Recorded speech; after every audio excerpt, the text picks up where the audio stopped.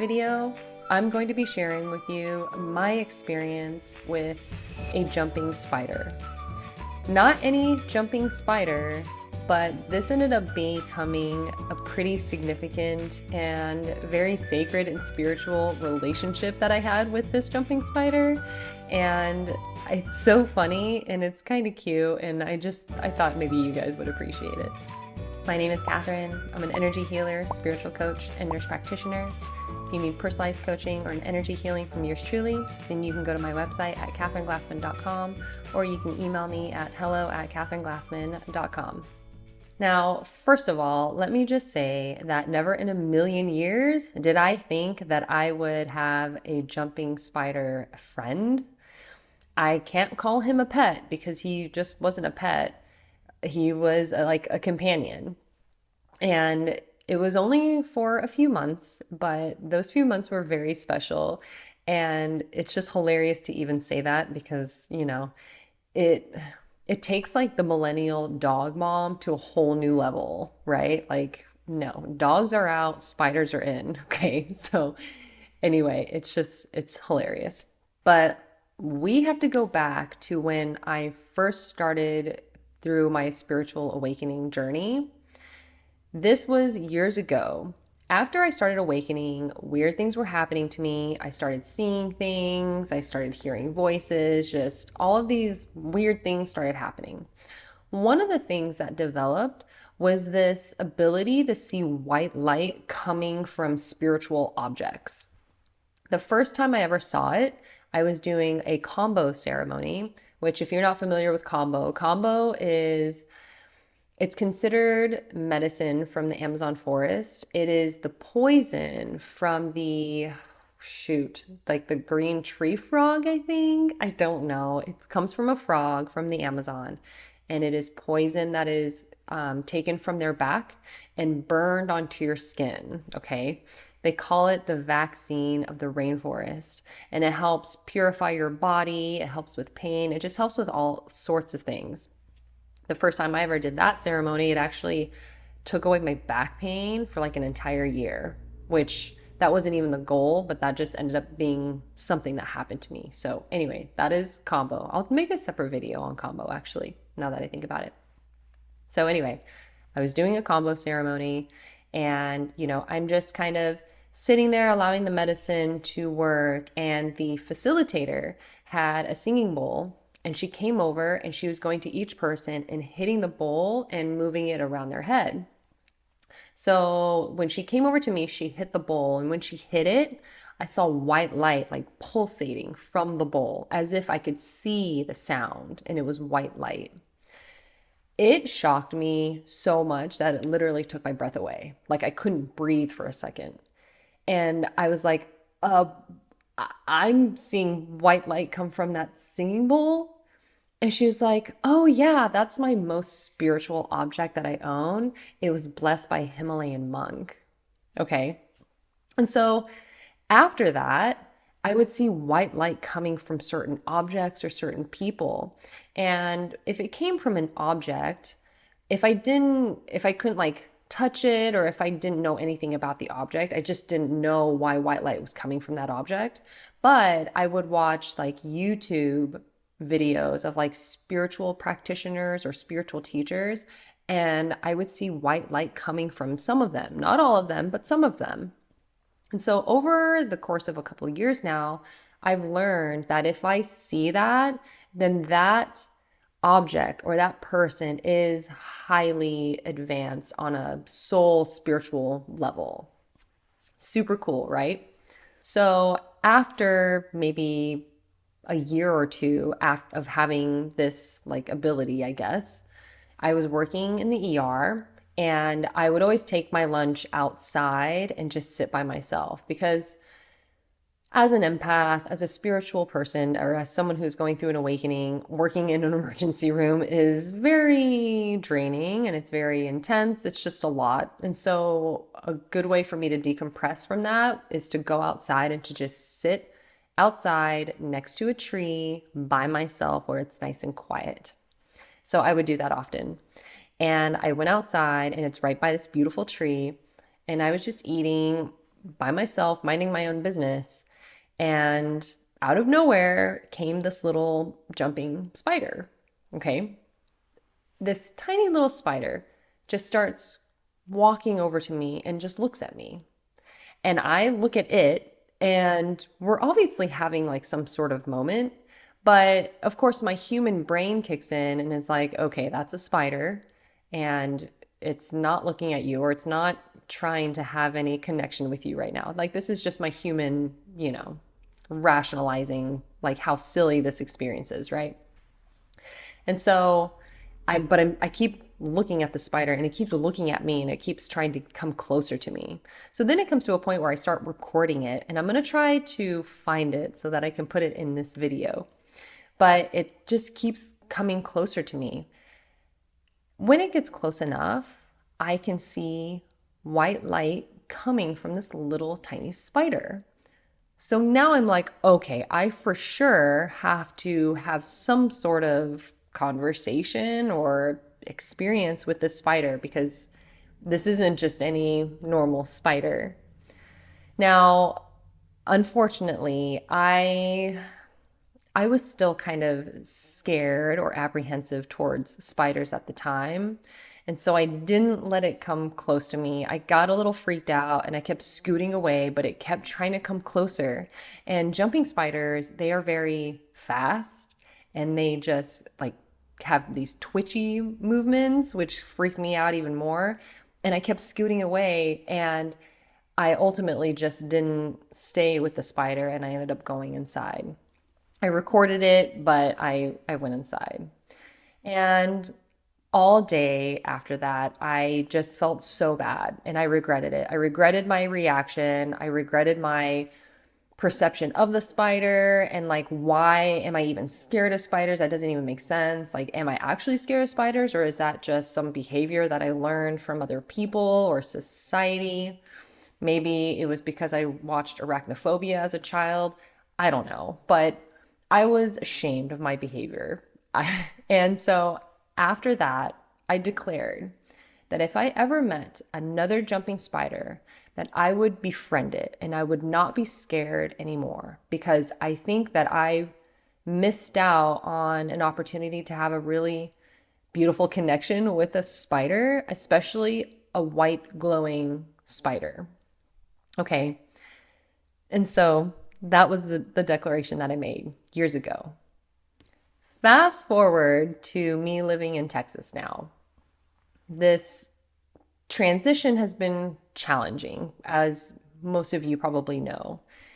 Things have been breaking. The weather has been insane. There has been, a salmonella outbreak in the water of a town that I worked in, and the city's kind of lying about it. It's just been one thing after another, and I will say there have been moments where I've questioned if this was the right move. I came here because I was following something. I knew that there was going to be something significant that I was going to experience, or at least a significant person that I would meet, or something. Like, something big was going to happen from this move. But because it just wasn't coming to fruition, I couldn't see it. And I wouldn't say that I was losing faith, but it felt like that sometimes. And it's really hard. My poor neighbor informed me that last winter she lost power for a couple of days, and all she did was just freeze in the cold. She's 85 years old. And so I was like, why did I move here? This doesn't make any sense. So I'm just kind of spiraling right through these negative thought patterns. And I was just having a hard time finding the positivity or the things to be grateful for out of this move. Okay. Full disclosure, I am still human after all. And, it's not easy being human. It's especially not easy being an awakened human who doesn't necessarily feel like they're human, but they're pretending to be human, So it's just a challenge. Okay. So anyway, I am just kind of, doing my own thing, just trying to fix up the house, just doing my normal human duties/roles. And I go into the bathroom. Like, there are just kind of There aren't bugs necessarily everywhere, but there are definitely a lot of bugs outside. And I've seen like a few bugs here and there. I definitely saw a lizard in my house at one point, and I mentioned that in another video. But so, creepy crawly stuff, it's just not, it's kind of a regular occurrence in Texas. I go into my bathroom, and what do I see? A jumping spider. Just this cute little brown jumping spider in my bathroom. Now, my initial reaction was, oh my God, it's a spider. Okay, that was my initial reaction. And then I remembered what I told myself years ago when I saw that one jumping spider that had the white light coming from it, that I was going to befriend the next one, no matter what it took. And I was just going to have a good attitude about it. Okay. So I declared that at that moment. And I was like, hi. And I started talking to it. Okay. I'm just talking to it. I'm also observing my own emotions and my own energy and reactions towards a spider. I could feel that there was some resistance to being like allowing a spider in the bathroom. Now, don't get me wrong, I don't kill bugs, I don't kill spiders. I just gently remove them and take them outside. I was like, nope, I'm not going to do that with this spider. I'm just going to be nice to it, and I'm just going to, mind my own business. If it wants to be in the bathroom, it wants to be in the bathroom. It's fine. Okay. This goes on for a week, and the spider just doesn't leave the bathroom. He moves around in the bathroom, but he's just in the bathroom. Okay. And no, like there wasn't really a moment where we looked at each other or anything. I was just kind of talking to it, telling him about myself or getting ready, almost doing like a get ready with me video, except it wasn't a video. It was just me talking to the spider. Hilarious. So this is what I'm doing with the spider, okay? In this same week, I end up meeting someone, okay? When I met this person, I instantly knew that this was it was a spiritual connection. Sometimes you can meet people and you can just know that they're part of your soul group because there's just a feeling, right? And that's what this was with this person, okay? Literally met this person in the same week that I befriended this spider, all right? And so while I'm talking to this person, I'm telling him about this spider. And I was like, do you want to help me name him? Because I can't think of anything like really original, I guess. And he started listing off names, and one of the names was Webster. I just thought that was the cutest thing ever. And so I was like, Webster is now his name. Okay.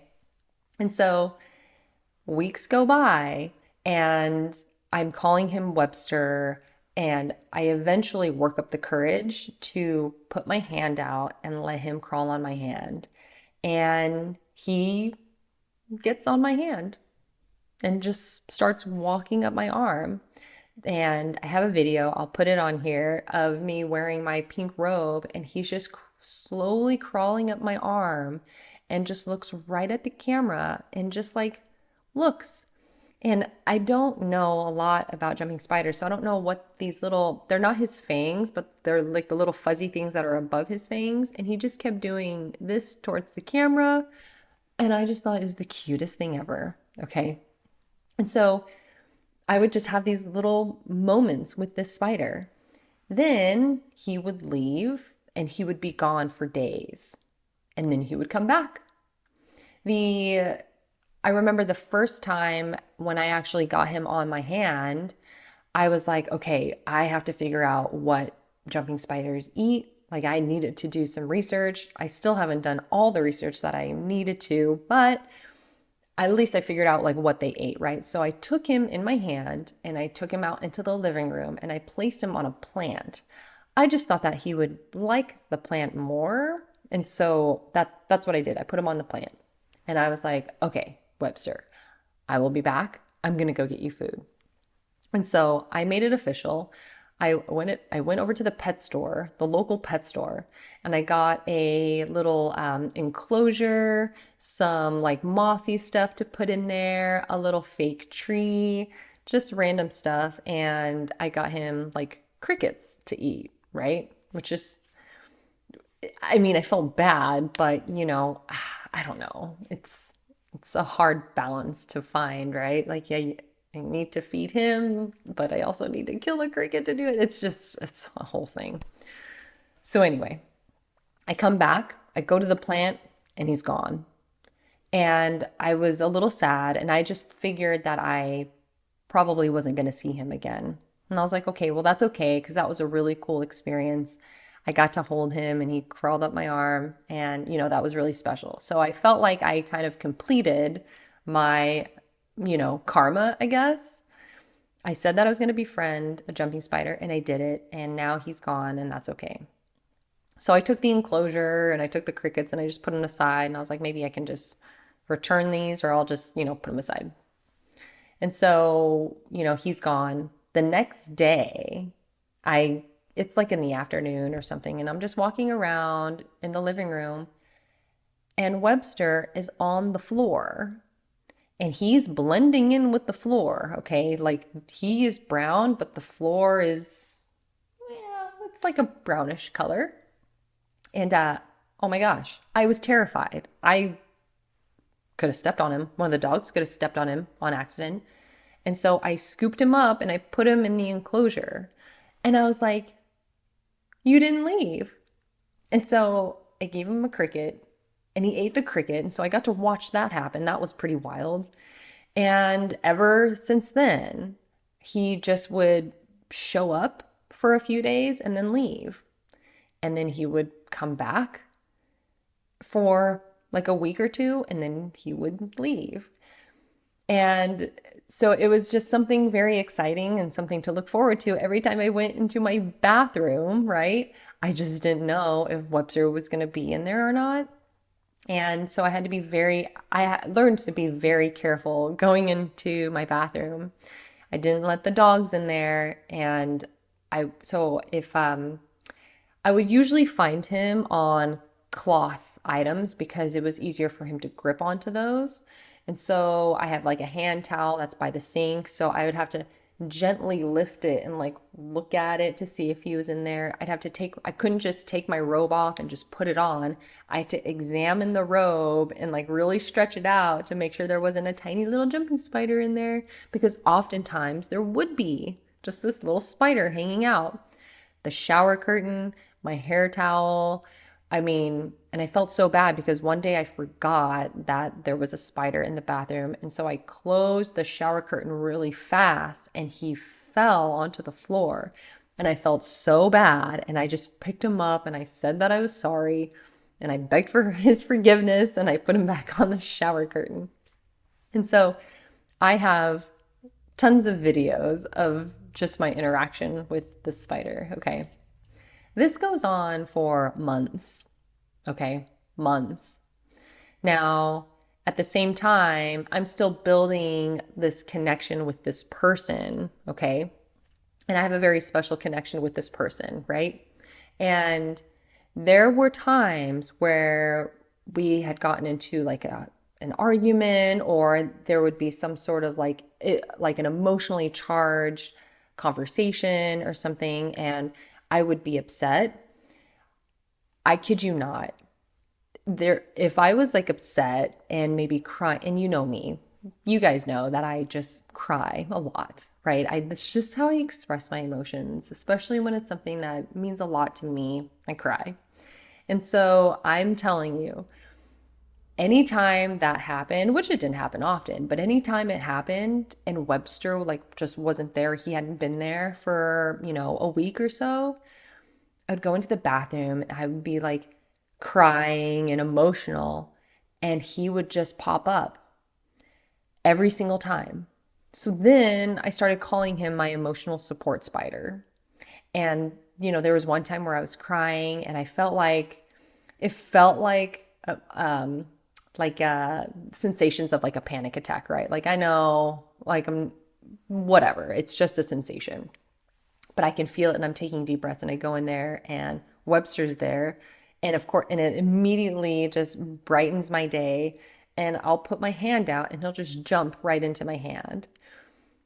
It was just so weird, just so wild. And I eventually started telling people like at work, like, hey, I have a spider that is my friend. And I could never call him my pet because he just wasn't. He chose me. He was a companion. And he didn't, I got the enclosure for him and I was putting him in there, but then I just started to feel bad. I just didn't feel like that's what he really wanted. And so I stopped using the enclosure and just let him do his own thing. And there would be times where he would be gone for weeks and I don't know where he would go, but he would just show up. And so months are going by. I have this really beautiful relationship with the spider. I have this really beautiful relationship with this person. And, the human comes over to my house because he was helping me with like some wood in the backyard and getting ready to be prepared for winter and the fireplace and things like that. So he was kind enough to come over and help me with that. And I was like, well, if you come over, maybe you can meet Webster finally, because I hadn't, like, Webster hadn't met like another human yet, right? So he would be the first if Webster was around. I couldn't guarantee that he would be around. And so the human comes over and, he comes into the bathroom and I was like, he's on my robe. Do you want to meet him? And he's like, yeah. And so he comes in and we take Webster and we gently place him on like his chest. And Webster was like really active on him. It was interesting. And he was wearing a tank top and he's got like hair on his chest, right? And so Webster, anytime I put Webster on me, he would try to come close to my hair. He liked my hair. And I think he just felt like it was web-ish or something that he could grip onto. And so he would kind of crawl in my hair, and he would stick to the cloth, but he couldn't really stick to my skin because he would just fall. And so, the human, he would come over and he would crawl up on his chest and he had hair on his chest. So it's kind of easier to grip, but every once in a while he would like fall off. And so he fell onto the shirt and, you know, every time I would speak, it kind of looked like he was looking at me or trying to come towards me. And so I put my hand out and Webster crawls into my hand. And then I take Webster and I put him on my shirt. And, my partner now, he was like, it's so weird. It's like he's spinning a web like to connect us both together, right? Like those were his words. He said that. And so because we literally had a web connecting like our shirts together. And I was like, that is so cute. And I told him, I was like, it's weird that Webster came into my life the same week that you came into my life. So it's kind of interesting, right? And so that was that. So we take Webster, we put him back on the robe, and, and I just leave him alone. Okay. The next day, I go into the bathroom and I'm looking for him and I can't find him. I spread open the shower curtain, the towel, the hand towel, the robe. He is nowhere. I was like, oh, okay, well, maybe he'll probably just come back later. And then I leave. I come back into the bathroom and I see this little brown thing in the middle of the bathroom floor. And he's kind of in the grout strip. So he's not on the tile, but he's in the grout strip. So he blended in with the grout. And I get closer and he's kind of like got his legs a little closer together. And I was like, Webster, what are you doing? You're not normally on the floor. And I get closer and closer and he doesn't move. And I eventually try to pick him up and he was dead. And so I just picked him up and I was looking at him. Oh, don't cry. And like his eyes are just the cutest thing. He's just so cute. And I'm just looking into his eyes, and he just wasn't moving anymore. And of course, I was devastated. And my partner could see that like I was probably about to lose it. He just took me and grabbed me and held me. And he was like, "I'm so sorry. I'm so sorry." And then I just burst into tears, right? And it was really sweet because, anybody that you tell, most people, right? Like at least like my coworkers and things like that, some would like tease me about it. Some would be like, I would have just killed that spider a long time ago. They would say those kinds of things. I know they don't mean anything by it, but just whatever. They're just saying what they're saying. But my partner never said anything remotely close to that ever. Even like when I first told him about it, never even teased about it once. He was just very supportive. He thought it was really cool that that was happening. Very, very sweet. And so his reaction when I found Webster was so supportive and very gentle. And he even shared with me later that he shed a tear or two when that happened. And he was like, I did shed a tear for Webster, sure, but I was mostly shedding tears for you because I could see how devastated you were. And so I thought that was really sweet. And so of course I'm sad, right? And I was like, in my head, Texas has been very challenging. There haven't been a lot of things that really just sparked a lot of joy since being here. It's just been challenging, right? I have a lot to be grateful for, and I'm not saying that I'm not grateful for that. Every day when there would be a challenge, I would try to say at least 5 things that I was grateful for. I'm grateful to have this house. I'm grateful that it's heated. I'm grateful that I have clothes, that I can take a deep breath, that I have fully functioning limbs, that I have all my teeth, that I can speak and people can hear me, like anything that I could find to be grateful for, I would try to be grateful for because I don't want to get into, a negative thought pattern cycle all the time. And so, I would do that. But there weren't that many things that really just brought so much joy to me since being here. There had been 2 things that really brought a lot of joy. It was this new person that I have met that has come into my life, and it was Webster. And it's just weird that it's just those 2 things, and they came into my life at the same time. And the last thing that Webster did was weave a literal web between me and this other person. That was the last interaction that I had with him before I found him dead on the floor. And, we both examined him because I was like, what if I stepped on him? What if I dropped something? I'm just going through all these things. And he picks him up and he was like, you didn't step on him. Like, he is not squished. He looks like he just died naturally. And I try not to say a lot of spiritual, supernatural, esoteric things around other people all the time because I know that that can be off-putting. It can make people uncomfortable. So I try not to do that too often. I mean, I'm still myself, but I just try to be mindful about, how others feel. It's kind of like somebody who just talks about their religion all the time, right? You just don't want to do that. So I try not to do that. But, and I didn't say anything about my suspicions about Webster and why he came into my life and what it symbolically meant about me meeting this new person now.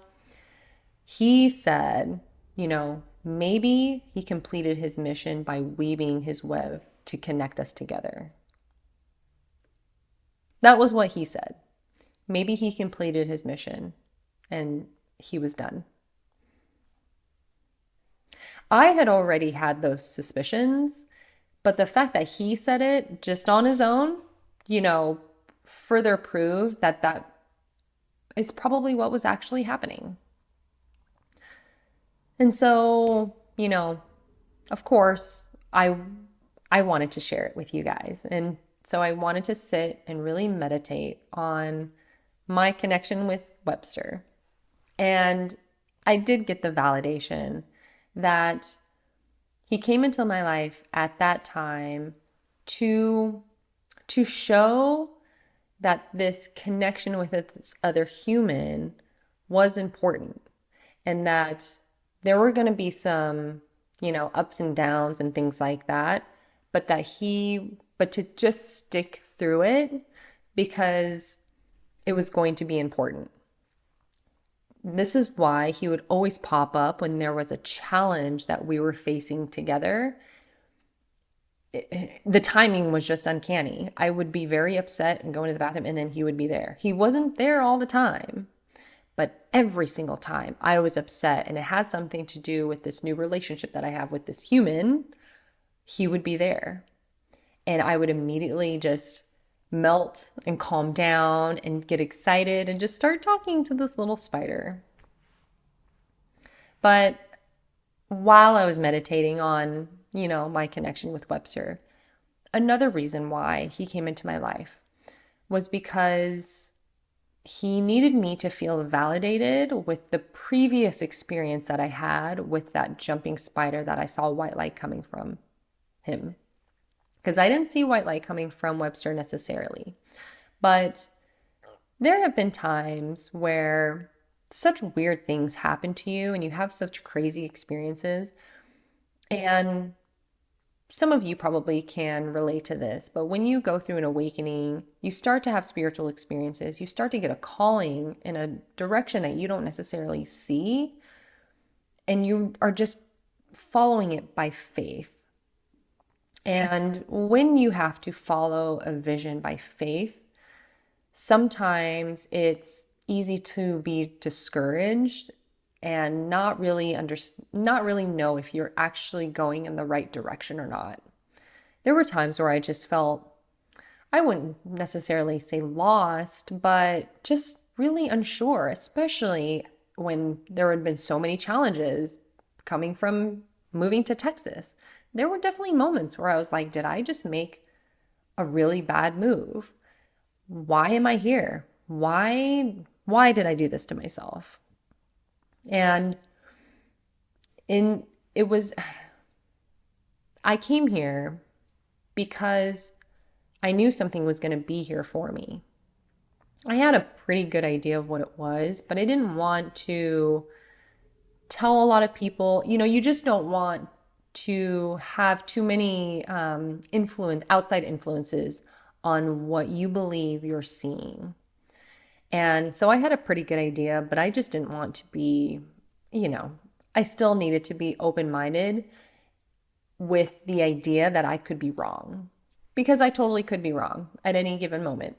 And sometimes I need that humility. Sometimes I need to be humbled. And I was fully prepared to be humbled and to be told that I was wrong about this decision and that maybe I should go back. But Webster coming into my life, his purpose was not only to weave a web between me and this other person, but to also remind me that my supernatural, spiritual, paranormal experiences that I have are actually happening. They are really valid. Because I vowed after that first experience that I would befriend the next jumping spider that I met. And I did, and it ended up becoming like a relationship, a friendship.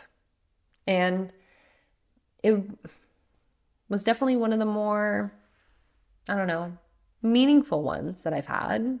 So, of course, I was devastated, but I am more so grateful that I got to have that experience. Not a lot of people get to have an experience like that, and that was just really special. And I know I wouldn't have had it if I hadn't decided to live a spiritual life and to see that there is a consciousness behind everything, including little jumping spiders.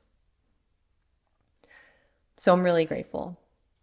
And not to mention, my now partner was very sweet and very supportive. And I was a little bummed, and he took it upon himself to hold a little spider funeral. And we went outside and he found a little tree and started digging up a hole. And he put Webster in there and he was like, "Do you want to say a few words?" Like, "Go ahead, say a few words." And I felt a little silly, but I just started talking to Webster and telling him how grateful I was. My partner takes a pile of dirt and places it in my hand and makes me pour it on Webster. It was the cutest thing ever. Like, I don't know. I don't know many partners that would just go to such great lengths to make sure that I had very good closure with the spider companion that I had. So it was really sweet. And so I guess this is just a video to remind you that, you know, you're not crazy. You might be a little different from a lot of people, and you might find a connection with things that most people wouldn't have a connection with.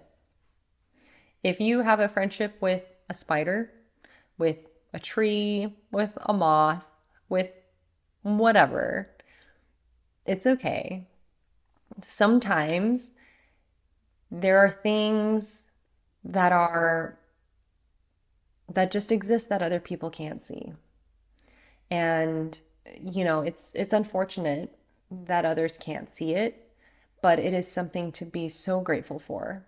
And I'm so lucky that not only did I get to make a new connection with a spider, but I also made a connection finally in Texas, one that is part of my actual soul family. And so I'm really, really grateful for that. So this video is dedicated to Sweet Webster. May he rest in peace. If you see a jumping spider in your home, please don't kill it. Maybe even talk to it. You never know. They just might become your emotional support spider. But I hope you liked the video. Give it a thumbs up if you did. Consider subscribing, and I will see you next time.